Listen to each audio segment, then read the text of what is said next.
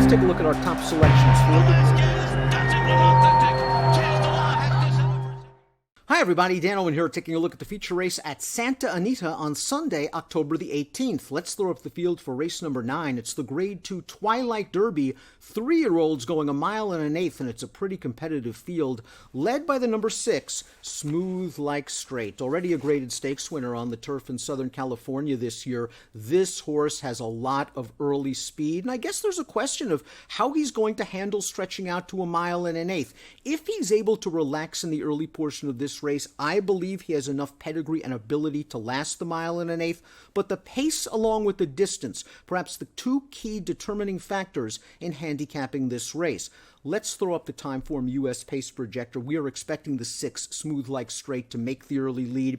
The 5, Dominant Soul, can be close. He's been on the lead in his last 3 races. I'm not sure he has the natural speed as Smooth Like Straight, but he could be close to the pace, and Margot's Boy could very well be the key to the race from a pace standpoint. Margot's Boy, close to the pace last time out, sitting off Dominant Soul, off slow fractions. He has also shown the ability to go fast early. A fast and competitive pace would help the number 1, Farmington Road, as it did in the Oaklawn Stakes on dirt earlier this year, a race that simply went to closers. Mr. Big News, the winner, came from far back. Farmington Road, the runner-up, came from far back. They were aided by the pace. Farmington Road then ran fine in one of the divisions of the Arkansas Derby, finished 4th. They threw him to the wolves in the Belmont Stakes. Draw a line through that effort.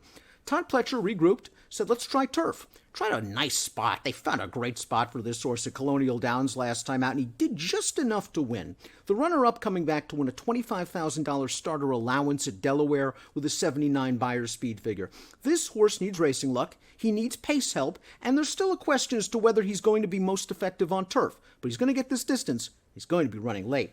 The 2 is Express Train, trying turf for the first time for John Sheriff. This horse has always had a lot of potential. In his career debut last year, he caught 8 rings when that horse was the boss of the 2-year-old dirt runners in Southern California. He then won his second lifetime start by a country mile, and he disappeared after the American Pharoah. This is going to be his 3rd start off of a long layoff. Again, his first on the turf. I just don't see the turf in the pedigree. Union Rags, his sire, great for distance. 8 for 205 with first-time turf runners. That's only a 4% winning percentage. The Second Dam November Snow was a classy horse for the late, great Alan Jerkins back in the day. Won the Test and the Alabama in the same season. But dirt. Distance is going to be okay for Express Train. I like this horse's tactical speed. I'm just not sure turf is the best option. Margot's Boy is the number 3. And let's go back to the Del Mar Derby. Nice performance for Margot's Boy. They took the blinkers off, and he showed a willingness to settle. He set a great trip, sitting second off the 50-1 pace setter Dominant Soul, who's back in this race. The pace was not fast. He takes the lead in the stretch, only to be overwhelmed very late by Pixelate, the favorite in the race. It was an improved performance from Margot's Boy. He ran fine. I think there is still a question of how he could handle 1 1/8 if the pace is a little bit faster and more contested up front, but I did like the way he settled in that race. This is a horse that's likely going to be a good price again for the underrated Craig Lewis barn, and he's a horse that you could certainly use in exotic wagers. I don't think they're going to push Smooth Like Straight, but I think they're going to be sitting relatively close to the pace in the second flight. Kiss Today Goodbye, one of several horses that finished behind Margot's Boy in the Del Mar Derby, just didn't really get the right pace set up, I didn't think. He passed a few tired horses in the stretch to run 5th. It was a solid effort in his return to turf. I can understand anyone that thinks he might be better on dirt. You look at his race 2 starts back when he's 3rd to 1,000 words in Honor AP, and he earned a triple-digit Beyer speed figure. That was a race where the figure came back great. I'm not sure from the visual I really loved the race. 4 horses really separated by 2 lengths at the wire in a dirt race doesn't really excite me. I don't think there were 4 exceptional performances in that race. But Kiss Today Goodbye is probably going to get a better pace scenario than he did last time out, and at least he showed he could step with some nice horses too back on the dirt. Like the 1 Farmington Road, though, he might be better on the dirt. Dominant Soul we just saw as the pace setter in the Del Mar Derby. He was 50-1 that day. Edwin Maldonado gave him a great ride. He was able to clear to the front. He backed down the fractions. He gave this horse every chance to win in his first start against winners, and he ran great.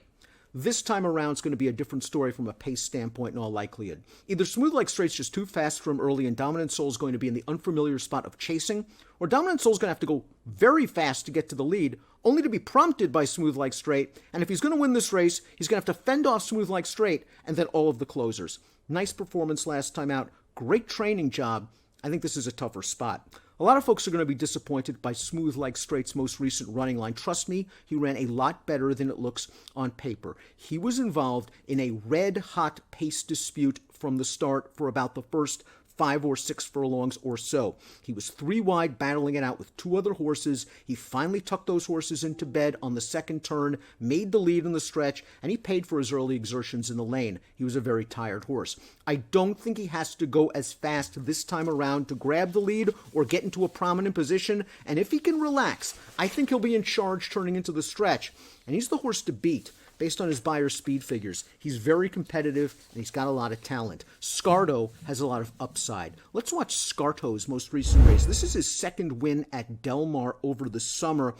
A race where he saved ground early behind a hot pace. We pick it up in mid-stretch after a spill. He's splitting horses right now, getting to the front after changing leads, and winning comfortably over 2 next-out winners. One of them, the 4th-place finisher, came back to win on dirt with a 91 Beyer speed figure. Now, Scarto, again, saved ground behind a fast pace. He was steadied a couple of times on the second turn when in tight. He was able to overcome all of that, and then the trip worked out for him, and he shot on through. If you believe this pace is going to be fast, Scarto, along with Farmington Road, might be the best closers, the pure closers in this race. We know Scarto can do it on turf. He's a prime contender. KP All Systems Go has had 10 starts, and I wonder if he's ever going to get any faster than the 82 Beyers we saw very early this year. I wonder if he might have just hit his peak at that point. He really didn't have much of a chance in the Del Mar Derby. Outside post, they had to take him all the way back in a race with much pace, and he kicked on past a few tired ones in the lane.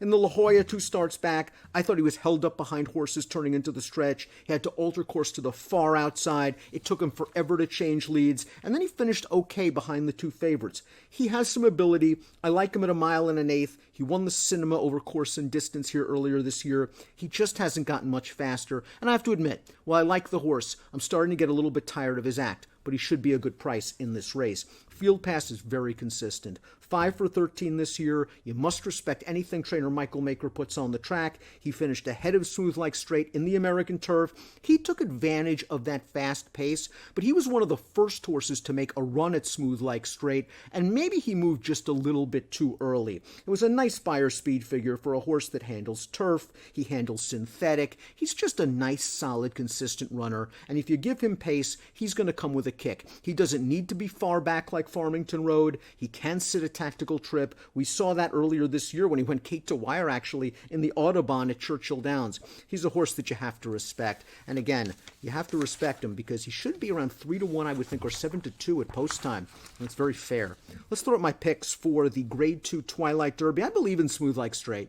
I just think circumstances were against him last time out, involved in the pace battle. I think the pace will be easier from this time around, and I think he can turn into the stretch with the lead. I want to give Margot's Boy a little bit of credit, even though he had a good trip last time out en route to that 88 Beyer speed figure, a career best. I think he might have improved with the blinkers off, and he's learning how to rate.